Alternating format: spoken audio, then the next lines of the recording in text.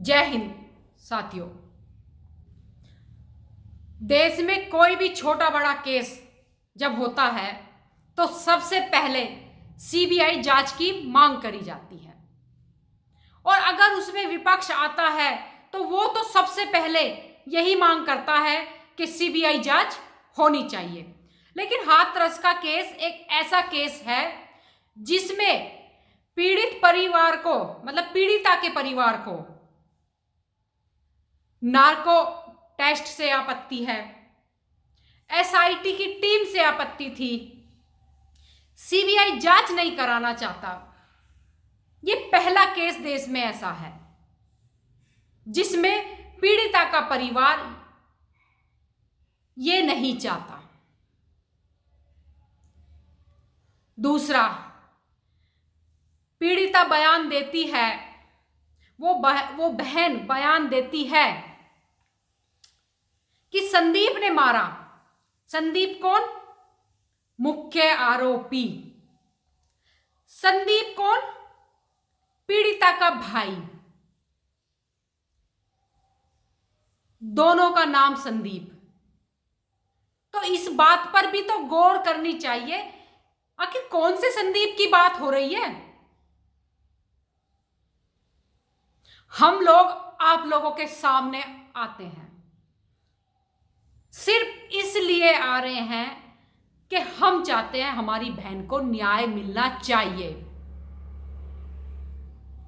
उसे इंसाफ मिलना चाहिए।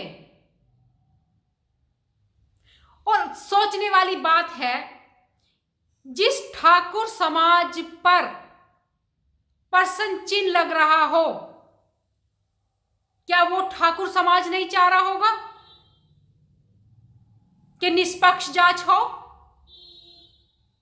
क्या वो ठाकुर समाज ये नहीं चाह रहा होगा कि इस बेटी को न्याय मिलना चाहिए?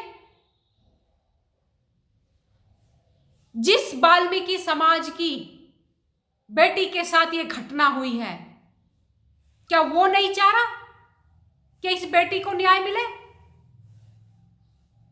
लेकिन न्याय तो तभी मिलेगा ना जब निष्पक्ष जांच होगी। हम लोग आपके सामने आते हैं, इसीलिए आ रहे हैं बार बार,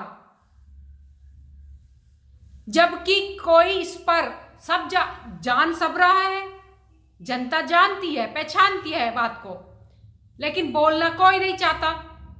जो बोलेगा उसको 50 गालियां मिलेगी, जो बोलेगा उसको भद्दी भद्दी टिप्पणियां करी जाएगी।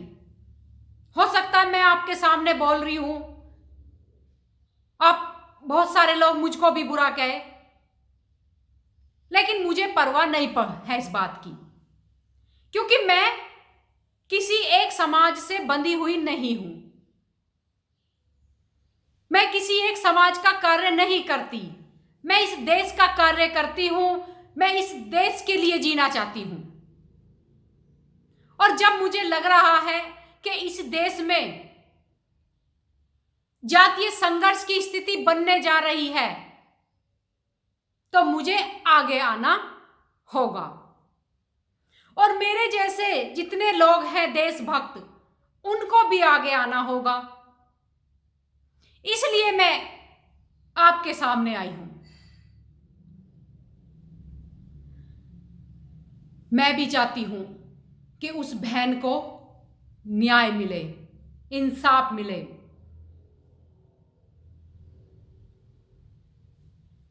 और असली कातिल सलाखों के पीछे जाए, सजा हो उनको, और उसके लिए निष्पक्ष जांच जरूरी है। दूसरी बात यह है कि जो ये केस है, ये एक ऐसा उलझा हुआ केस हो गया है, या इसको इस तरह उलझा दिया गया है कि अब इसको सुलझने में काफी टाइम लगेगा। लेकिन मैं उस बहन से कहना चाहती हूं जो हमारे बीच नहीं है, कि बहन, इस देश में देर है, अंधेर नहीं है। कातिल सजा पाएंगे, तेरे कातिल बख्शे नहीं जाएंगे। लेकिन एक ऐसी राजनीति बनाई जा रही है कि जैसे दोषियों को खुला छोड़ दो और गोलियों से भून दो। जब देश में संविधान की बात करते हो, संवैधानिक संस्थाओं की बात करते हो, तो फिर न्यायिक प्रक्रिया पर भी तो विश्वास रखो। तो मैं तो इसलिए बार बार आप लोगों के सामने आ रही हूं कि मैं सच में ये चाहती हूं कि मेरे देश में ये जो जातीय संघर्ष जैसी स्थिति बनी हुई है वो रुके। ये जो बेटी आज हमारे बीच में नहीं है, जो बहन हमारे बीच में नहीं है, उसको न्याय मिले, इंसाफ मिले। केस बहुत हो रहे हैं हमारे देश में, बहुत केस हो रहे हैं, उनको भी न्याय मिलना चाहिए। और मैं एक बात और बताना चाहती हूं, मुझे जाने कितनी धमकी मिलती है जब से मैं आप लोगों के सामने आके बैठी हूं, और बिल्कुल निडर होकर सत्य की बात करती हूं। मुझे जाने कितनी धमकियां मिलती है। तो इतनी अगर मीडिया भी निष्पक्ष है तो सभी मुद्दों पर अपनी बात रखे ना।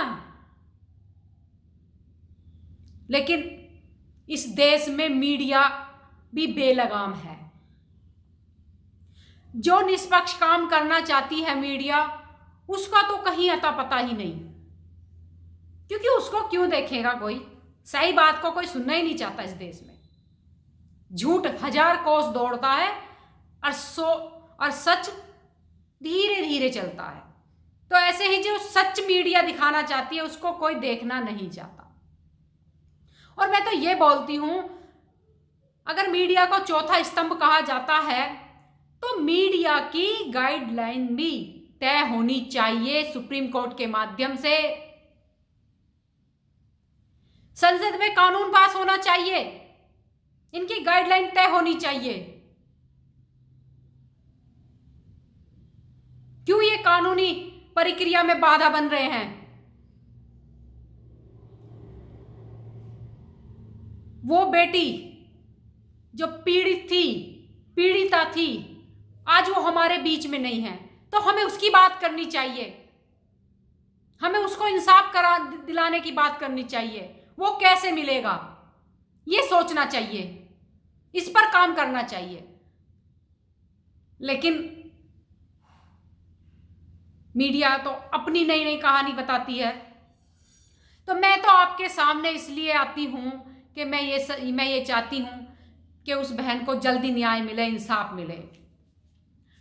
और इसी के साथ मैं अपनी बात समाप्त करती हूं। जय हिंद, जय भारत।